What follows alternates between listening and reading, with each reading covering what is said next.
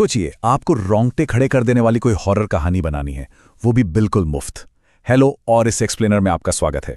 आज हम यही डिकोड करने वाले हैं कि कैसे बिना महंगे कैमरे या बड़े स्टूडियो के सिर्फ साइकोलॉजी और सही टेक्निक के दम पर हाई क्वालिटी मनोवैज्ञानिक खौफ पैदा किया जा सकता है। लोग अक्सर सोचते हैं कि इसके लिए भारी भरकम बजट चाहिए, लेकिन सिनेमा का इतिहास गवाह है, सबसे खौफनाक अनुभव अक्सर सीमित संसाधनों से ही निकलते हैं।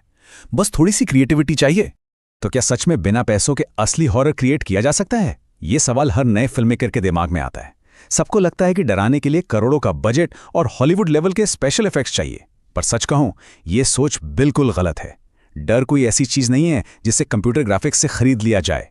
ये तो सीधा दिमाग का खेल है, एक साइकोलॉजिकल रिएक्शन जिसे बस सही कहानी और प्रेजेंटेशन से ट्रिगर करना होता है। इस विश्लेषण में हम हॉरर प्रोडक्शन की अलग अलग परतों को एक एक करके खोलेंगे। हम शुरू करेंगे कहानी की मजबूत नींव से, फिर देखेंगे कि एक डरावना माहौल कैसे तैयार होता है। उसके बाद एडिटिंग पर बात करेंगे और आखिर में जानेंगे डर पैदा करने वाले वो 5 सीक्रेट्स जो किसी भी कहानी को खौफनाक बना देते हैं। चलिए गहराई में उतरते हैं। तो हमारी शुरुआत होती है सेक्शन 1 से, कहानी की मजबूत नींव, यानी वो जगह जहां से डर की असल शुरुआत होती है। देखिए, कैमरा चाहे कितना भी महंगा हो, अगर आपकी कहानी में दम नहीं है तो बड़े से बड़ा जंप स्केयर भी किसी को डरा नहीं पाएगा। एक साधारण आइडिया और सॉलिड स्क्रिप्ट ही सब कुछ है। एक असरदार हॉरर कॉन्सेप्ट को एकदम रियल लगना चाहिए, कुछ ऐसा जो हमारी रोजमर्रा की जिंदगी से जुड़ा हो। जरा सोचिए, रात का समय है, कोई अकेले कमरे में पड़ रहा है, चारों तरफ सन्नाटा है और अचानक कमरे की अलमारी के अंदर से खटखटाने की हल्की सी आवाज आती है ना रोंगटे खड़े कर देने वाला। यह सिचुएशन इतनी आम है कि इसका विचार ही डरा देता है। और सबसे अच्छी बात, ऐसे शानदार आइडियाज आपको रेडिट थ्रेड्स, यूट्यूब कमेंट्स या लोगों की सच्ची घटनाओं से बिल्कुल फ्री में मिल सकते हैं। इस तरह की कहानी बुनने के लिए स्क्रिप्ट को 3 सिंपल हिस्सों में बांटना चाहिए। और हाँ, छोटे वाक्यों का इस्तेमाल करें और फिर क्या हुआ वाली उत्सुकता जगाएं। उसी अलमारी वाले उदाहरण को लेते हैं। पहला स्टेप है नॉर्मल सिचुएशन, रात का वक्त, पढ़ाई, हल्की थकान। फिर दूसरा स्टेप जहां टेंशन बढ़ती है, वो खटखटाहट की आवाज, कदमों का अलमारी की तरफ बढ़ना, तेज होती धड़कनें।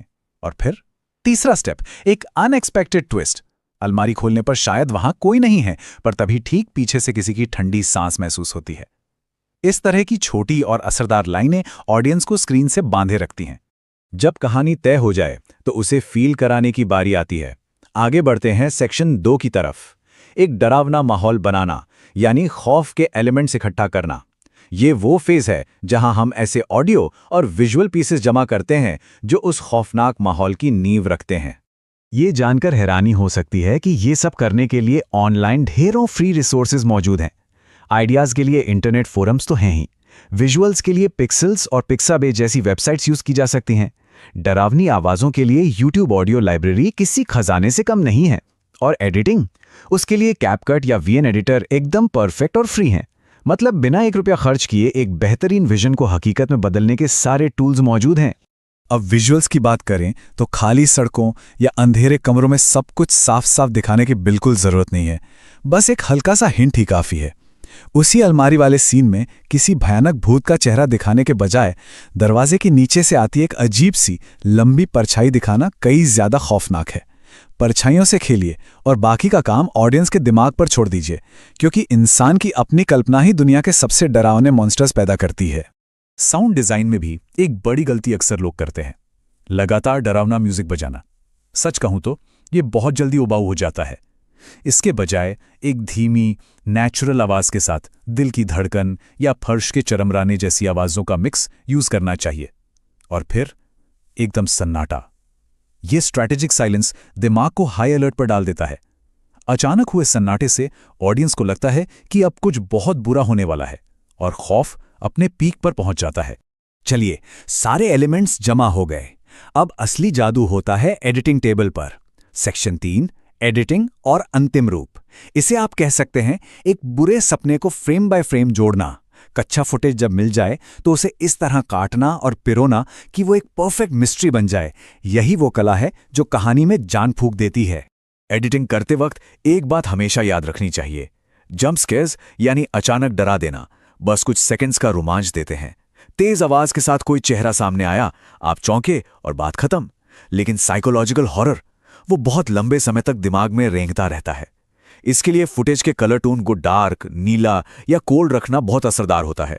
ये ठंडे रंग हमारे सबकॉन्शियस माइंड को सिग्नल देते हैं कि यहाँ कुछ तो बहुत अजीब और खतरनाक है। यहाँ पेसिंग यानी गति पर कंट्रोल सबसे अहम है। उस अलमारी वाले सीन को इमेजिन करें, दरवाजे की तरफ बहुत ही धीमी गति से होता हुआ स्लो जूम एक ऐसा स्ट्रेस पैदा करता है जो बर्दाश्त नहीं होता। इस स्लो जूम और फिर अचानक होने वाले कट्स का परफेक्ट बैलेंस होना चाहिए। और हाँ, वीडियो में जहां भी एनर्जी ड्रॉप हो रही हो उस हिस्से को तुरंत काट दें। कोई बोरिंग पल नहीं होना चाहिए। साथ ही थंबनेल हमेशा मिस्टीरियस होना चाहिए, जो कहानी खोले बिना क्यूरियोसिटी जगा दे। अब हम पहुंच गए हैं इस एक्सप्लेनर के सबसे इंटरेस्टिंग और गहरे हिस्से पर। सेक्शन 4, डराने के 5 रहस्य, यानी डर का मनोविज्ञान। ये वो अनकहे रूल्स हैं जो एक नॉर्मल वीडियो को एक ऐसे एक्सपीरियंस में बदल देते हैं जिसे देखकर रातों की नींद उड़ जाए। यहीं पर टेक्निक साइकोलॉजी से मिलती है। एक बहुत ही सिंपल लेकिन डीप बात है, डर विजुअल से नहीं, टाइमिंग से आता है। अगर आपकी पेसिंग गलत है तो दुनिया का सबसे भयानक मॉन्स्टर भी स्क्रीन पर जोकर लग सकता है। हॉरर में टाइमिंग ही सब कुछ है। ऑडियंस के स्ट्रेस को उस लेवल तक खींचना जहां वो बेताब हो जाएं, और फिर ठीक उसी पल झटका देना जब उन्हें बिल्कुल उम्मीद ना हो। यही तो असली गेम है। एक और बड़ा सीक्रेट, स्क्रीन पर सब कुछ कभी मत दिखाइए। जब डिटेल्स छिपा ली जाती हैं तो ऑडियंस का दिमाग खुद ब खुद उन खाली जगहों को भरने लगता है।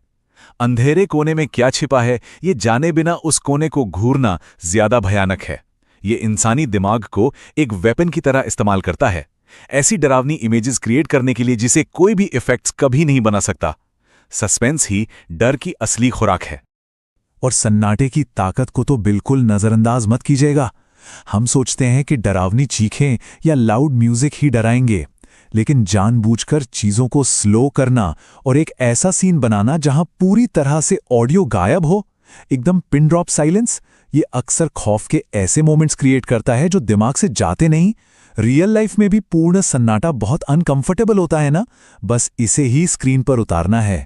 एक और बात, इसे जितना हो सके रियल रखें। हॉरर में ओवर एक्टिंग या ड्रामेटिक चीखें तुरंत बता देती हैं कि यह सिर्फ एक फिल्म है। इसके बजाय नेचुरल कमियों को कैप्चर करें। कांपती हुई सांसें, घबराहट में अटकती हुई आवाज या कैमरे का थोड़ा बहुत शेक होना, ये छोटी छोटी चीजें एक्सपीरियंस को एकदम असली बना देती हैं। जब स्क्रीन पर दिखने वाला डर नेचुरल होता है तो वो रियलिटी के साथ गहराई से जुड़ जाता है। कहानी का फ्लो इस पूरे डर को एक धागे में पिरोता है। शुरुआत हमेशा किसी बहुत ही नॉर्मल मासूम सी घटना से करें, जैसे कोई रात में मजे से पढ़ रहा है। ये नॉर्मल सी शुरुआत ऑडियंस को रिलैक्स कर देती है, उन्हें कहानी से जोड़ देती है। लेकिन जो अंत होना चाहिए वो एकदम सॉलिड और झकझोर देने वाला होना चाहिए। साधारण शुरुआत करके जब आखिर में झटका दिया जाता है तो उसका इंपैक्ट कई गुना बढ़ जाता है और वो यादों में छप जाता है। और अंत में इस पूरे एक्सप्लेनर का सबसे बड़ा सवाल, सबसे ज्यादा डर तब क्यों लगता है जब स्क्रीन पर बिल्कुल कुछ नहीं होता? क्योंकि जरा सोचिए, सबसे गहरे डर वो नहीं होते जो आंखों से देखे जाते हैं। असली डर तो अनदेखी चीजों की उस बेचैन कर देने वाली प्रतीक्षा में छिपा है। अंधेरे में खौफ उसका नहीं है जो वहां मौजूद है, बल्कि उसका है जो वहां हो सकता है। क्या आने वाला है ये न जानना ही सबसे बड़ा खौफ है। यही एक मास्टरपीस हॉरर की पहचान है, और इसे समझने के बाद कोई भी एक शानदार डरावना अनुभव रच सकता है।